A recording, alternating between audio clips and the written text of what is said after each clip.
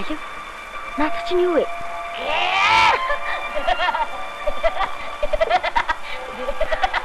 Тагаагүй. Яан гинэч. Чамайг яа. Гараач. Ажуу. Яан гинэч яа.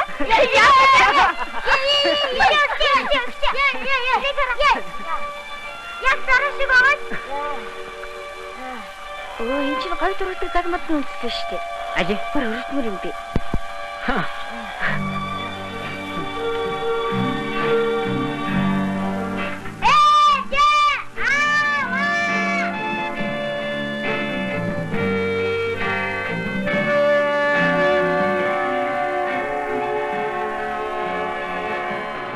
Эрхмүүлэгч та бүхнийхээ амрамадан айлтгая. Би зохиол сэтгүүлч Өвөр Бажар 25 дахь телевизээс амьдралаа гэдэг нэвтрүүлгээ та бүхэнд ашиглуулж энэ удаагийн дугаар хүрэхэд бэлэн боллоо. Амьдралаа гэдэг энэ үг өөр асуудал л да. Энэ үед эргэцүүлэл магадгүй мөнхийн ярьж байх хүндрэлтний ойлголт байж болно. Энд ямар нэгэн шийдэл ямар нэг юм харахгүй мөнхийн юм гэж байдаг. Магадгүй бидний ярьж байгаа юмс мөнхийн эргэцүүлж байх ёстой ийм сэдвүүдээр ярьж магадгүй. Тийм учраас өнөөдрийн сэдв одоо та бүхэн манай нэвтрүүлгийн эхлээс харсан баг. 20-р зуун 21-р зууны Монголын бас шилдэг гайхамшигтай зохиолч Монгол Улсын төрийн шагналт Лодой Дамбын гарын тавар өгж жүжигэдэг. Одоогоос бараг 40 жилийн өмнө Монголын нэрт найруулагч Монгол Улсын урлагийн гавьчлалтын Нямгаавг зөвхөн одоо найруулсан гарын тавар гэж кино байдаг. Магадгүй бид нар өнөөдөр гарын тавар гэдэг энэ киноны энэ үйл явдал дээр амьдралаа гэдгийг эргэцүүлэх гэж бодсон. За ингээд манай зочдыг та бүхэнд танилцуулъя.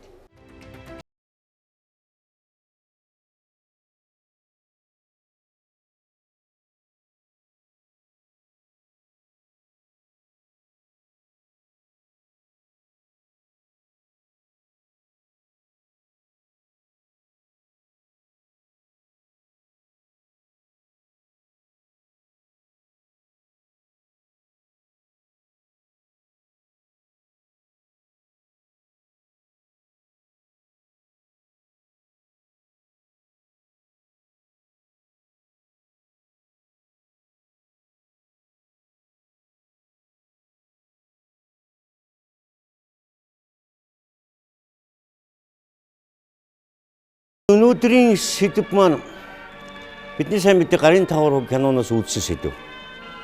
Киноноос биш л дээр амьдралын тухай ярьж байгаа. Энд өгөгдсөн, энд яригддаг. За бараг нэг бүтэн 60 гарын ярьж байгаа монголчуудын сэдвэр. Яг энэ сэдвийн тухайд эргэцүүлж ярих гэж байгаа юм. За ингээд ямар ч юм эхлээд бодиттой байх үүднээс гэдэг юм уу эргэцүүлэг одоо хөндөх үүднээс киноны нэг ямар нэгэн хэсгээс сэдвүүлээ аваад тэндээсээ годомжоо эргэцүүл гэдэг үү, тийм ээ? За ингээд тавхан дэлгэсэн анхаардаа одоо тий манай кино механикч киногоо гаргаараа.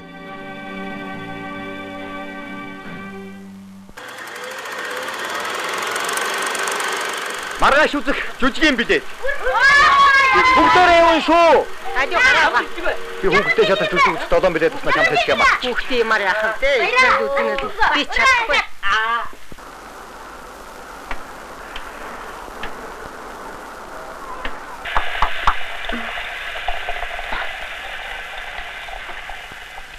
Уучлаарай.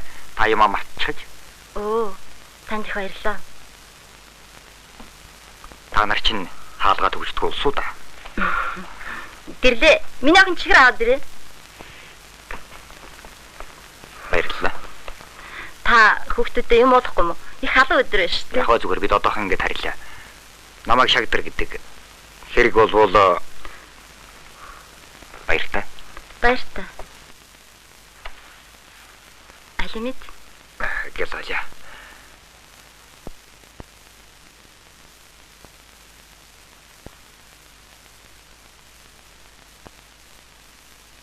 Хичээн гэрлэгийн хүн биз дээ. Тийм ээ. Би гэрлээд бадан зараа өгнө гिचгсэн юм. Тэгсэн чинь хулгаад алдчихлаа. Би гэрлээд дараа өөр юм өгнө гэж хэлээрээ. Орооч минийхөө. Ихчээ би их яач юм. Ээж намайг талханд явуулсан юм. Тэгтээ би наашаага гүгөөд ирлээ. Баяртай гэж. Авчин. Авчихсан. За энэ дээр бид нар юуг одоо хэдүүлээ санал бодлоо солилцохгүйл энэ кино Монголын алдартай найруулагч Монгол улсын гавьяа жүжигчин урлагийн гавьяалт таасран гоё тоглосон уу? Дархан хотын залуучууд театрын гоцол бүжигчин цогцлмаа гоё тоглосон уу? Энэ кино ямар юмны тухай асуудал биш. Би киноны тухай уран бүтээлийн тухай яриаггүй. Эндээс би нэг л юмыг асуун тэгээд яри. Энэ амьдрал байдаг юм дотор тохиолдол гэдэг нэг юм байна. Тохиол. Энэ хүн дад жаргал авчирч мэднэ, сан шагныг авчирч мэднэ, зовлон жаргалыг авчирч мэднэ. Юм бүхэн тохиолдолдор байдаг. Зүгээр энийг өнөөдөр гэрүүлийн амьдралын хүрээнд ярьсан дээр байх, энэ киноныхан дэвшүүлж байгаа санаан дээр ярьсан дээр байх, тийм ээ? Энэ тохиол. Шагдрал гэдэг нэг хүнд энэ одоо энэ бүсгүй хоёрын хооронд нэг тохиолдол үүсчихэд янз нь. Энэ тохиолдол буруу биш үстэй юм чи. Зүгээр хөргөд өгөө үстэй. Тохиолдол гэдэг юм яадаг юм? Энэ амьдралыг яаж өдөөдөг юм? Баяр ёслол дагуулдаг, мад жаргал дагуулдаг юм уу? Эндээс ихлүүл яг хойдвол. Баяр сайхан найруулагчаа гэж бодох тийм. Хүн амьдрал мянган тохиолдол биш. Энийг ингээд ярихлаар мэдээж тохиолдол гэдэг ярина. Одоо бид нар бүгдээрээ л хантайгаа тохиолддог, тохиолдолд танилцдаг, санамсаргуу таардаг тий. Анх олж харчаад араас нь эргүүлж гүйдэг ч юм уу иймэрхүү юм байна. За би зүгээр энэ киног хүүхэд байхдаа үзсэн. За гайхамшигтай. За үнэхээр гайхамшигтай. Бүтээлийн тухай бол ерөөсөө яриад ч хэрэггүй. Зүгээр энэ киноны жүжигийн зохиолыг хожим би найруулагч болоод театрт тавьж байхад жүжигийн зохиолыг анх уншаад дараа нь кино зохиолыг уншаад киногоо үзээд ингээ харьцуулт хийж яхад бол одоо энэ дэр жүжигийн зохиолоос анх Лодо Дамбогон гарын тавуу кино зохиол гараагүй. Жүжигийн зохиолоор бичигдсэн. Жүжигийн зохиол нь кино зохиол бичсэн байсан учраас энэ одоо энэ паралог хэсэг бол яг ингээд эхлэхдээ бол юу яаж штэ. Нөгөө киноны маань зорилго 5 хүүхдээ хаяад ингээ явж байгаа. За энэ киноны яг өөрийнх нь үндсэн санаа нь болохоор чи чамайг аавч хайж болно. Ээж чи үхэж болно. Чамайг энэ социалист нийгэм чамайг өнчрүүлэхгүй. Энэ коммунизм чамайг сайхан хүн, сэхэтэн гоём сайн хүн болгож хүмүүжүүл чадна гэсэн үдэл санаагаар хийцэн. Концепц нь ерөөсөө тийм гэж харж байгаа. Тэгэхээр эхлэхдээ л паралог дээр ингээл буруутгах гал гэл ерөөсөө л шагдраг буруутгал эхэлж байгаа байхгүй. Хүнийг хөргөж өгөж болно, тохиолдол байж болно. Дахиад эргэж ирэх хэрэггүй байхгүй. Тэгээ хүүхдийн тоглоомыг барьж ирж. Тийм үү? Тэгэхээр хүүхдээр нь ингэж дамжиж ээж рүү нөлдөх гэдэг шүү дээ. Тэгэхээр нэгс анханасаа ингээл шагдраг буруутгал эхэлж харагдаж байна л да. Жүжигэн дээрээ шал өөрөөр байдаг. Үндсэн зохиолын задлаад үзэхээр энэ арай өөр юм гардаг. За миний хувьд бол энэ бусдаа найруулсан өөрөө үл энэ шин тайлбар дээр тавьсан найруулагч би мэдж байна. Манай варя одоо энэ цагийн салдартай найруулагч. Гарын тавуу хуруу гэдэг кино хамаагүй. Бид нар өдөр гэрүүлийн тухай ярих гэж байна. Амьдрал ийм тохиолдол байвал яах вэ? Хүүхдийг нээжиг зүгээр хөргөд өгдөг. Тэгээ яд мэдхийн сэтгэлийн нэг тийм сайхан хүүхэн ч гэж боддог. Буцаад нэг ороод ирмээр шалтдаг байвал цүнхэн шаруулж гэдэг юм уу? Энэ юу амьдрал байдаг юм байгаа шүү дээ. Огт байх ёсгүй юм уу? Энэ тохиолдлыг Лодо Дамбогон яаж хайшин? Энэ тохиолдол үнэн байж болох уугүй юу гэдэг дээр л биш. Огт байх ёсгүй юм уу? Байдаг болол одоо таны хэлснээр энэ кино, энэ жүжиг амьдраад буюу хүний сэтгэлээс сэтгэлд зүрхнээс зүрхэнд ой тоноос ой тоонд хүртэл ингээд одоо зөвхөн энэ киногоор ярихад шагдар гэдэг дүрээр л одоо мөнхөрцөн байгаа байхгүй яг энэ амьдралын энэ тохиолдол нь. Тэгэхээр миний хувьд бол одоо энийг түрүүний Баяраа ахаа хэлдгээр бүхэл юм тохиолдол магадгүй ер нь бол бүгд тохиолдол. Гэхдээ гарын 5% шиг авж үлдэх үү цаашаа явах уу гэдэг нь тухайн хүний сонголтын асуудал. сонголт, цэвэр сонголттой холбоотой. Юугаа сонгох вэ? Сонгогдсон тохиолдолд тэрийгээ одоо хариуцлагатайгаар тэрний ард гаргах л ёстой гэж боддог. Энэ одоо ч гэсэн амьдралд байгаа л зүйл шүү дээ. Ялангуяа одоо хуучин социализмын нийгмийн үед энэ чинь хэлж ярьдаггүй кино олгоод гарцсан болохоос биш аль нэг хашаанд тэ дорж дондог дул маань ингээл амьдарч л байсан. Тэрийг ярьдгүй л байсан байхгүй. Одоо бол харин харьцангуй энэ нийгэм чөлөөтэй болсон учраас энийг бол байгаа. Тэрийг хүн яаж тухайн хүн хэрхэн яаж хүлээж авах вэ? Магад амьдралд нь тохиолдсон тохиолдол тэрнээс ямар одоо арга замаар биш л дээ. Одоо ямар сонголтыг өөрөө хийх вэ гэдэг нь тухайн хүний л өөрийнх нь л асуудал. Гэр бүлийн судалгаан дээр ингээд статистик үзэлтээр харахад нөгөө муу хэлээд байдаг коммунизмын үед чинь гэр бүлийн 5% нь өвчлөлттэй байсан гэж нэг юм дээр. Үнэн худлааг нь мэдэхгүй. Одоо болохоор гэр бүлийн 80% өвчлөлттэй гэж байгаа байхгүй. Тэгэхээр гэр бүл болж байгаа 100 гэр бүл дотор 80 салж ийн гэж байгаа байхгүй. За тэр үед шагдруу цөөхөн байсан. Одоо бол монголоор дүүрэн шагдар байхгүй. Би бас тэр шагдрын нэг нь байхгүй. Гэхдээ намайг шагдар болгоход юу нөлөөлсөн бэ гэдгийг энэ дээр ярих гэдэг шүү дээ. Тийм үү? Тэр үед харин ч шагдрууд маш олон байсан. Тэрийг хинч хэлдэггүй, хинч би тэгж ийн гэж хэлдэггүй л байсан байхгүй. Одоо нийгэм задгаа одоо харьцангуй нээлттэй болсон учраас хүн болго энэ дийлэн далангуй нээлттэй хандж байгаа. Тэм чи хаалттай юм чинь дарж исэн байхгүй. Гэтэл маш олон тохиолдлууд байгаа шүү дээ. Одоо миний мэддэг те өөрөө өнөөдрийг хүртэл бүтэн амьдарч байгаа мөртлөө өөр хүүхдүүд нь өөр хүн дээр өссөн, өөр хүний нэрээр амьдарч байгаа зөндөө миний үеийн, миний багад хүмүүс байна шүү дээ. Тэрийг хүмүүс нууж л исэн байхгүй. Одоо кино эхлэнгүүт дөнгөж эхлээл ихний палан дээр байна шүү дээ. Шагдар амар гоё сэтгэлээр ингээл плед авсан жүжиг үзнэ. Наагур чи яадгийг би үзэхгүй гэд ингээл эхэлж байгаа байхгүй. Яг энэ дээр л харин зүгээр яг нэг гэр бүлийн эр эмийн хоорондох асуудал төр нэг нэгнээ одоо эмэгтэй хүнийг эмэгтэй хүн гэж чухам хийн гэдгийг мэдэх. Эрэгтэй хүн ямар хүсэл зорилготой, ямар хэрэгцээ шаардлагатай байдгийг мэдэх хэрэгцээ одоо ялангуяа хүнд байдгийн байна гэж би л одоо бас мэдрээд байгаа шүү дээ. Сайхан хайрлна гэж ханилчаад хайр яагаад гэв гинтхэн эхэлсэн шигээ алга болчихвоо. Тэ. Яагаад гэв гинтхэн алга болчихдг юм болоо. Яагаад өөр газар цоо шин хайр үүсээд тэр нь хаа нэгэн газрын зовлон болчихдг юм бол, зовлонгийн шалтгаан болчихдг юм болоо гэд. Ингээд маш олон ээдрээтэй асуудал өнөөдөр нийгэмд харьцангуй нам дарж исэн, дарахтаа нэг 15-20% л дарагдчихсэн баг. 15 социалист нийгэмд бол харьцангуй хүмүүсийн оюун ухаан сэтгэхүйн хувьд, сүнсний хувьд арай ариун байсан болов. Одоо хэтэрхий нөгөө ардчлал гэдэг үгний цаана эрх дураараа зоргоороо яасан ч яах вэ миний эрх гэсэн энэ асуудлаар энэ задарч гарч ирж байгаа юм болов. Тэгээд маш олон шагдар эрхтэй байсан бол одоо маш олон шагдар эмэгтэй байгаа. Маш олон мянгаараа, маш олон зуугаараа 5 хүүхэдтэй нөхрөө хаяад явж байгаа хүүхнүүд нийгэмдэр нэгэнт үүсчлээ. Эмэгтэйн ч жаргах ёстой, эрэгтэйн ч жаргах ёстой. Хоёр талаасаа бие биенлүүгээ тэмүүлж бие биенээ жаргах ёстой. Эхний асуудал дээр бол нөхөр 5 хүүхэдтэй элэг бүтэн аз жаргалтаа гэсэн хэрнээ бүгдээрээ нийлээд бас тодорхой хэмжээгээр ёс суртахуун гоо сайхны хувьд асуудал хийя гэхтэн эхнэр нь үгүй гэсэн ийм асуудал хийж яах гэдэг чинь миний оронд ямар нэг эмэгтэй байж болно. Ер нь альва нэгэн одоо нийгэм гэж ярьдаг юм уу, улс орон гэж ярих юм бол түүний үндсэн мас сүнс нь эр хүлс дээрээ байж идэг. Эр хүлс нь өнөөдөр ийм зах замбраагүй байдал дээр өөрийгөө хянаж цэгцэлж ийм авах асуудал дээр жаахан ичгүүр сонжуургүй байдал ингээ сая гаргачихж байгаа байхгүй юу? Жаахан ичгүүр сонжуургүй ичгнүүрээ илгэндээ наасан гэдэг шиг нийгэм бол энийг талцаж ярилцсан хамаагүй ярилцсан энэ байдаг хүн төрөлхтөн үүсгэд ч байсан нууц хамраг бүх одоо феодалын капиталист бүх нийгмүүдэд ч байж исэн одоо ч байж байгаа. Одоо бүр харин нээлттэй ирээ цэргүү байж байгаа. Гэхдээ энэ байж байгаа нь сайхан уу муухай юу гэж ярих биш.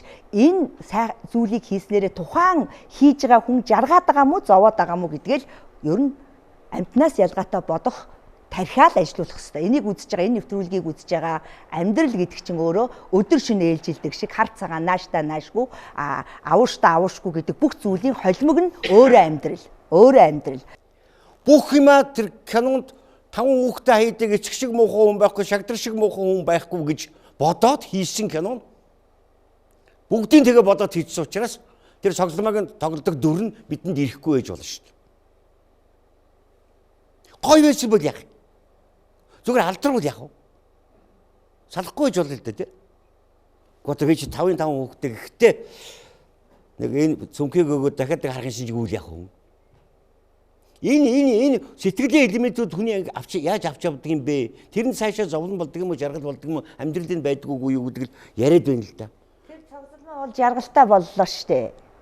Тэ хагцал үтсэн эзэнгүй байсан сэтгэл нь эзэнтэй болж байгаа учраас эзэнтэй болоод нэг эр хүн гэрээр нь хаалга тогшиж орж ирдэг болж байгаа учраас тэр бүсгүй туйлын жаргалтай болж штэ. Харах өнцгөөс нь харангуутал тэгж харагдаж байна. Тэр алдралын чинь кинонд хийж чаддаг байхгүй тэгвэл. Тэр бүсгүй ямар ганцаардмал байсан. Хүчээр нэг хүүхэн байх хэвээр тэгээд очоод шагдар очиж дурлах хэвээр гэсэн байдлаар хийсэн болохоос яг яс юм да. Яс юм да. Алдартал байгаагүй л яг шүү. Тийм сайхан байвал яг сайхны өмнө харж буруугүй гэдэг шиг. Энд яах вэ гэдгийн тухай. Бид нар л ялж амжинаа. Бүгдээрээ суугаад энийг ярьж чадна. Энэ шиг муухай юм байх. Бүгдээ өнчрүүлэх шиг амар юм байхгүй. Энийг ярих юм бол бид нар өдөр амьдралаа гэж ярих нь хэрэггүй шүү дээ. Энэ кино хүн бүхэнд ярьчих гэж. Дараагийн шиг үзье. Та нар амьдралаа гэд нэвтрүүлэг учраас амьдралд энэ байж болох уугүй юу гэдгийг ярмаар байна.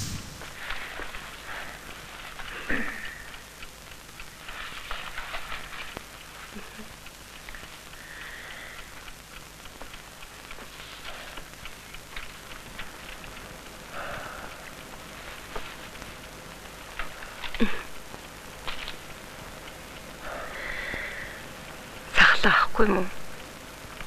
Өглөөл болохоос ядраад байна.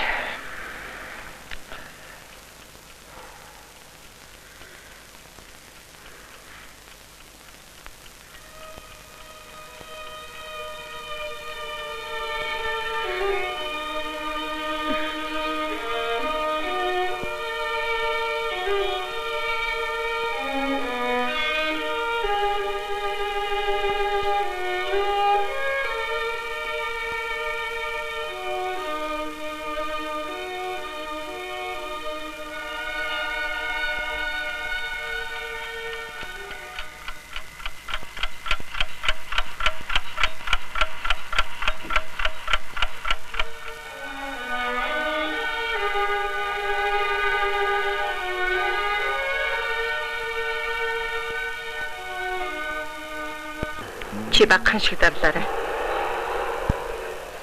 Би чиний явдлыг мэдсэн шүү.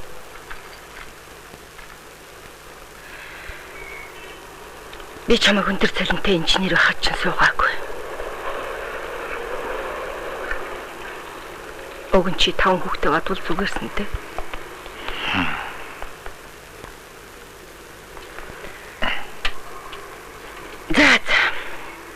Чамд үг хэлсэн тарганы нөхөнд ташгирсан хоёр яг адилхан.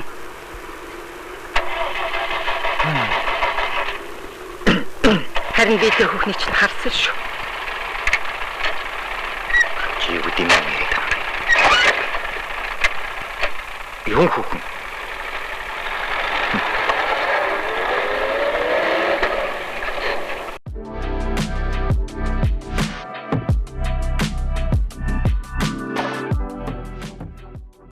Энэ л дээ. Би бас жүжигэн зохиолч юм. Би хайрын тухайг олон жүжиг бичсэн. Сая найруулагч манай нэвтрүүлгийн байгуул их хоёр их гоё хэсгийг монтажлж оруулсан байна. Би амьдралаа л гэж ярьж байна. Ягаад тэр шагдар гэдэг хүн хань хажуудаа эрхлээд баг өвтөө нүцгэлээд орох гэж байхад буруу хараад байгаа.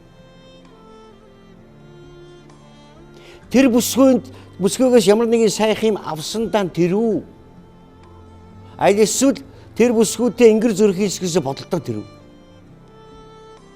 Тэгвэл секс гэдэг юм энэ амьдралд яад нөлөөлдөг. Бид ёс суртахуун ярьдаг шүү дээ. Тэр бүсгүй урд нь жаргал өгсөн бол яг нэг удаа ингэр зүрсэн чинь эмчээ. Амьдралаа. Бид энийг л ярмаар байна л да. Энэ киноны хувьд зүгээр киноныхаа философиг хурдан ярих гад ерөөсөө үсрэгчээ.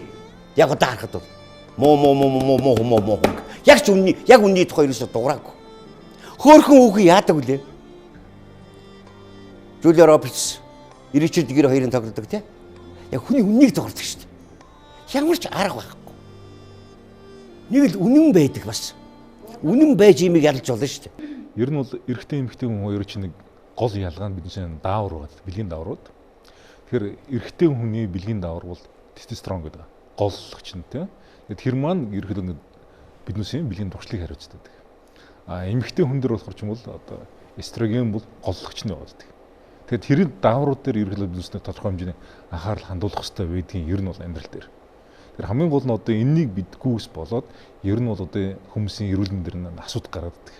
За жишээл сайн энэ дэр ингээд харж байгаа юм да ингээд эрэгтэй эмэгтэй хүн ингээд хоорондоо ойртлоо. За тэнгуүт л ерөөхдөө бол энэ нөхцөлд бидний биений окситоцин гэдэг даавар ялгарч явах хэрэгтэй. Тэгээ хүмүүс болохоор ч юм бол ингээд хайр гэж ярьдаг юм л да. Гэхдээ эн чинь анагаахын үүднээсээ болохоор ч юм бол эн чинь даавруудын хэлбэр рүү орчдөг. Дурлал хайр гэдэг чинь бол шал өөр зүйл байдаг. Одоо ингээд нэг залуучууд ингээд дурлж байгаа шүү дээ. Даралт нэгсээл, нөхөөх гараа ингээд тэлээл тэр процессын үед бол энэ дофамин, одоо норадреналин гэл энэ дааврууд тухайг ерөөсөө масууруулдаг. Тэгтэл ерөөхдөө тэр маань бол ерөөсөө тийм хагалц галзуурлын байдал маань хэсэг хугацааны дараа ингээд дуустдаг.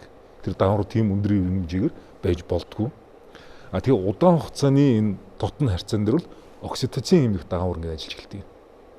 Тэгээ ерөөхдөө бол тэр окситоцин гэдэг дааврыг хоорондоо ингээд бэлгийн харьцаанд орж иж үүсгдэг. Тэр эхнэр нөхөр хоорондоо ингээд тогтмол бэлгийн харьцаанд орохоор биеийнхээ окситоциныг нэгнэгдүүлээд идэг. Тэгээд биеиндээ илүү татна ингээд дотн болоод ингээд сурдчихэдэг байхгүй юу? Тэгтэл ерөөхдөө тогтмол харьцаанд орохгүй болохоор тэр ингээд нөгөө юу холбоос мөн ер нь салцдаг. Тэр яг та сайн энийг ингээд үдших тал бодч л байл да. Нөгөө эхнэр нь бол айгүй бол ингээд нөгөө олон дэхэн төрцсөн. Тэгээд ерөөхдөө нөхөртөөгөө ингээд тогтмол унтахгүй байсан. Тэгсээр гол ерөөхдөө бол тэр нөгөө нөхрийн окситоцин ер нь бол унсан байх гэдэг. Тэгээд нөгөө хүнтэйгээ ерөөсөө ингээд алцлахгүй байна гэдэг. Тэгтэл ерөөхдөө бол нэг энэ аюултай асуудал байд юм л да. Юу гэдэг юм бол биднээс нэг феромон гэдэг бас нэг юм байгаад байдаг. Үннээрээ биднээс ингээд таниад байдаг. Тэгэхээр одоо жишээл ингээд нохоонд чинь биенийгээ үнэрлээл төхөд идэг шүү дээ, тий. Тэрнтэй адилхан хүнээс ус ялгардаг. Тэгэхээр нөгөө биднээс яг байгалийн бодгалаас үзэх юм бол тэр нөгөө эхнэрээс маань тэр дааврууд нь унаад тэр даавар нь үнэртгөө бэлдсэн. Тэр нөгөө эрэгтэй хүн болохоор ч юм ингээд нөгөө биологийн өвднөөс ингээд тэр феромон үнэртэхгүй байгаа байхгүй тэр хүнээс. Нөгөө залуу хүмүүс нь болохоор ч юм бол дааврын тэнцвэрт байдалтай илүү залуу хүн учраас тэр эстроген даавар нь өндөрнө. Тэгээд феромон үнэртээд байгаа. Тэгээд ерөөхдөө бол тэр өндрөнгө явчихж байгаа. Би одоо сэтгүүлч олон жил хийсэн, би Тэнгэрлэг орчхойн нэвтрүүлгийг хийж байгаад нэг хүнтэй уулзаж ирсэн. Нэрийг хэлж байгаа шүү.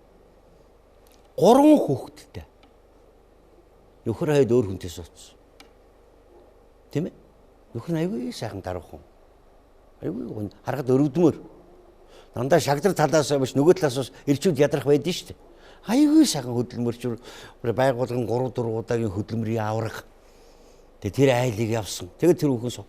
Тэгээ би сүлд нь ярьцлага авч яхад ганц над зүгээр над ярьсан. Намайг л бүхэн муулах хэвээр. Би салсан юм а гэж. Одоо энэ хүнтэйг амьдрч хүн бүхэн намайг л муулдаг л да гэж. Би хүүхдээ хараад өрөвддөг л дөө гэж. Өөрөөсөө би танд л гэж ярьж байгаа шүү дээ гэж. 3 хүүхэд төрүүлсэн мөртлөөгөө манай хүн 3 хүүг нь би тэгшилдээ тэгээд манай хүн тэр ажилд их муу шүү дээ. Энэ хүнтэйрээ би жаргалж байгааг зүгээр надад хувь ярьсан байхгүй. Тэр гэр бүлийн харьцааны сексийн асуудыг яаж ярих хэвтэй юм. Энэ бол нандин хэн ч шижээж хэлдэг, үрдэж хэлдэг юм бол энэ шүү дээ. Түрүү нөгөө би олон шагдруудын нэг гэдэг шиг би олон должингуудын нэг байхгүй юу. За тэгээ олон бас хорлоонуудын нэг. Миний яг хувийн амьдрал тийм ба. За тэгээ яг энэ саяны гарсан үзэгдэл дээр ингээд харахад болохоор эхнэр ингээд бас ингээд дотн харьцаанд орох гээд нөхөр дээр очиж гэн нөхөр татгалзаж гэн те. Тэнгүүдээ эхнэр чинь ингээд нөгөө мэдэрж штэ дотоод мэдрэмжээрээ те. Эмэгтэй хүн бол маш өндөр мэдрэмжтэй байдаг. Тэгээ за миний нөхөр өөр хүнтэй болцсон байна гэдгийг мэдэрч гэн те. Тэнгүүдээ яг дараагийнх нь юу нэнийг зориуд ингэж авсан байх л та. Дараагийнх нь одоо хэсэг нь юу болж гэн гэхээр нөгөө айгу муухай ашиглаж гэн те. Юмаа харахад яад уншихад яад ингээл те хар яр. Тэгээ яг үндэ секси харьцаа гэдэг чи яг энийг бас үүсгээд байдаг гэдгийг би бас өөрөө харсан л та. Тэгэхээр бэлгийн харьцаа бол мэдээж байх хэрэгтэй. Түрүү эмч маань хэллээ залуу хүн одоо арай ахмаг насны хүн гэ тэ. Тэрэн дээр би болохоор арай өөр судалгаа уншижсэн байхгүй. Тэр нь юу гэхээр тэр болохоор нэлээд олон эмэгтэйчүүд төр олон насны олон эмэгтэйчүүд төр хийжсэн судалгаа. Тэгсэн чинь эмэгтэй хүн хамгийн их бэлгийн таашаал авдаг нас нь хэд вэ? 48 гэсэн. Би тэр судалгааг уншаад өөрөө гайхчихсан байхгүй. Тэгэхээр ер нь бол бэлгийн харьцаа бол угаасаа юуны хооронд одоо гэр бүлийн хооронд бол мэдээж нандин байх хэвээр тогтмол байх хэвээр тэгж штэ одоо бодвол тэр даавар мавар нь ялгардаг байх л та. Яг саяны үзэгдэлтээр ярихад болохоор эмэгтэй хүн нөгөө тэр бэлгийн таашаалаа авч чадахгүй байгаа учраас те нэг тэр олон хүүхд гаргасандаа бол яг үүндээ би биш гэж бодож байна. Гол нь тэр нандин харилцаа байхгүй болохоор эргээд тэр эмэгтэй хүний нөгөө өөрийнх нь тэр одоо настрт нь те одоо юу гэдэг тэр бүх юм нөлөөлөд байгаа байхгүй. Тэгэд эргээд нөгөөхтөө ингээ гомдлоо цацаад байна штэ. Чи намаа тоосонгүй, чи өөр хүн тоолоо, чи өөр хүнтэй болцсон юм шүү гэл тэр эмэгтэй энэ толгоонд чи ингээ 9 шид юм эргэлдээд байгаа байхгүй. Тэгээ тэр гомдлол цацаад байна штэ. Өөрөө ядвал нэг хохирогч болсон учраас бид нар ер нь үүсгэтэл сексээс үүссэн гэдэг дээр л гол зангилаа. Тэрийг ярихгүй их олон зуун сая жил явчихсан. Ер нь сексээс хүн үүссэн шиг насан туршдаа секс хийж хажуу дээр хүнийг татна. Сексээ маш сайн сонирхлоор нь мэдэрч гэр бүл ялангуяа болж байгаа тохиолдолд нөхрөө алдахгүй тулд асар олон зүйлийг мэдэрч, асар олон байрлал, асар олон нөхцлүүдийг харгалзан үзэж яг одоо сексийн дотносох харьцааны, нандин харилцааны их сургуульд сурсан юм аятаа зүгээр нэг нэгтлэн бодох хийхэд 60 70 ном уншдаг шиг манайхан ер нь секс хийхийн тулд хүн гэрэлж байгаа. Тэр хийж байгаа секс нь амттай байх ёстой. Тэр хийж байгаа секс нь 100% сэтгэлийн дүүргээд, биеийн дүүргээд, оюун санаагийн дүүргээд өөр хаашаач харахгүй, өөр хэнийг ч хүн гэж харахгүй байдалд хүрэхээр ийм чадвар чадамжийг гэр бүл болохыг зорж байгаа, хүсэж байгаа эмэгтэй хүүс болгон магадгүй түүнийг давхар өдөөж өгөх эрэгтэй хүүс болгон одоо энийг мэддэг байх хэрэгтэй байхгүй. Энийг мэдээгүй улмаас л өнөөдөр зүгээр нэг сайхан орон гэртэй байртай хоол хувцастай байхад амьдрал явах уу, хүүхдтэй байхад амьдрал бүтэн байх уу, байхгүй гэдгийг баталчаад байгаа байхгүй амьдрал дээр бид нар. Гэр бүлийн салж байгаа асуудлын 100% нь секс тогтмол биш байгаагаас, уурхаа олон сар хоногоор явснаас, Солонгос руу олон сар хоногоор явснаас, Англи, Америк руу олон сар хоногоор явснаас бие холдвол сэтгэл холдоо сексийн дур таашаад авч чадахгүй байгаа байдлаас дүр эсгсэн гэр бүлүүд нийгмийг бүрхчээдэн таминэ. Дүр эсгсэн гэр бүлүүд л бүрхчээд байгаа. Хоёулаа тэнэг байгаа байхгүй. Жишээлбэл шагдар яагаад тэнэг вэ гэхэлэр ядраад байна гэж байгаа байхгүй. Өөрийгөө барьж өгч штеп. Энэний оронд байсан бол ядраагүй юм шиг хийх хэрэгтэй байхгүй. Нөгөөх нь яагаад тэнэг вэ гэвэл ядарж ийн гэл амирын бодоо явчих байгаа. Ядаргаагийн чинь тайлаад өгнөөгөө л хүнжил рүү шумбаа орчих хэрэгтэй байхгүй юу? Байхгүй харилцах ингэж энэ хоёулаа тэнэг байгаа байхгүй юу? За би энэ асуудлыг айгүй мэдж байгаа. 100 хүнээс гэр бүлээс гадуурх секс зөв үү гэхэд 100 буруу гэж хэлсэн байна. Энэ бол маш буруу гэж хэлсэн байна. Тэгээ яг нөгөө хүмүүсээс тэгвэл та хизээ нэг өдөр хизээ нэгэн цагт гэр бүлээс гадуур тохиолдол секс хийжсэн үү бүгд хийн гэсэн байгаа байхгүй.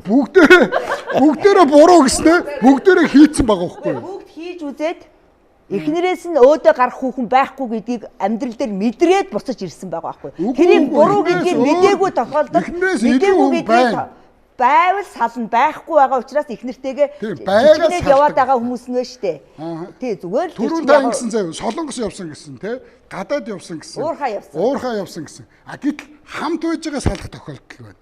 За жишээлбэл би бүр өөр дөрөө ярьчих заяа. Хүн маргадан штэ эхнэртэйгээ тий. Тэгэнгүүт уурлаа тусдаа унтчихдаг. Ойртуулдгүй. За нэг удаа тэг үз ууртаа байгаа. Дараа нь амьдрал юм чинь дахиад нэг юу гэхин дээрээс ам зөрнө. Дахиад тусдаа өрөөнд ороод унтчихдаг. 2 удаа. Энэ ингээ олон давтагдаад ирэнгүүт би юу гэж утсан бэ гэнэ. Уур үрж эхэлж байгаа байхгүй. Тэгээ очоо аргадахтаар цаашаа байгаад тусдаа унтаад байдаг. 7 хон, 10 хон тийм үстэй. Үн чинь би ингээ хүсч эхлэв шүү дээ. Одоо хүмүүс нөө өлсгөөрөө уурлаад ийн гэдэг шүү дээ. Би ингээ секс хийх утгаараа миний уур ирдэг байхгүй юу? Хүнтэй зодтолтом орч юм шиг санагдаад амар харгас болж эхэлдэг байхгүй. Секс ойртод ирэхээр би амар зөөлөн уян болж тайвшраад айгүй зөөлөн. Энийг би нөгөө найруулагч хүн учраас Өөр дөрөө би ингээд өөрийгөө судалж дараа нь би дүрийн тухай ярина шүү дээ. Тэрнээс чи өөрийгөө судлаад би өөр дөрөө амир хардаг байсан байхгүй. Энэ ганцаараа эмхтэй юм уу гэдэг юм надад бодогдож эхэлж байгаа байхгүй. Тэ би уурхаа яваагүй. Би солонгос яваагүй. Дэргэд байж байгаа хэрнээ миний сэтгэл холдоод эхэлж байгаа байхгүй. Тэгэнгүүт нөгөө нэг эмч түрүү ярьсныг үнэр гээ тэ. Тэр бол хамранд үнэртэхгүй тархинд үнэртдэг үнэр тэ. Тэ үнэрч чадахгүй. Тэг үнэрлж чадахгүй тархинд үнэртдэг үнэр байхгүй. Тэгэнгүүт надад тэр үнэр нь байхгүй болоод би өшөө гоё эмхтэй харангуутаа татагтаад эхэлж байгаа байхгүй. Энэ бол зөвхөн сексийн хэрэгцээг хангах гэж эхэлж байгаа байхгүй. Амтналыг шинжлэх. Тий одоо зүгээр механикаар ийм биш л дээ. Зүгээр эмчнэр бол үрийн шингэнэ ингээд задлаад өөртөө шингээдэг гэдэг. Гэхдээ энэ бол амар удаж шингэнэ.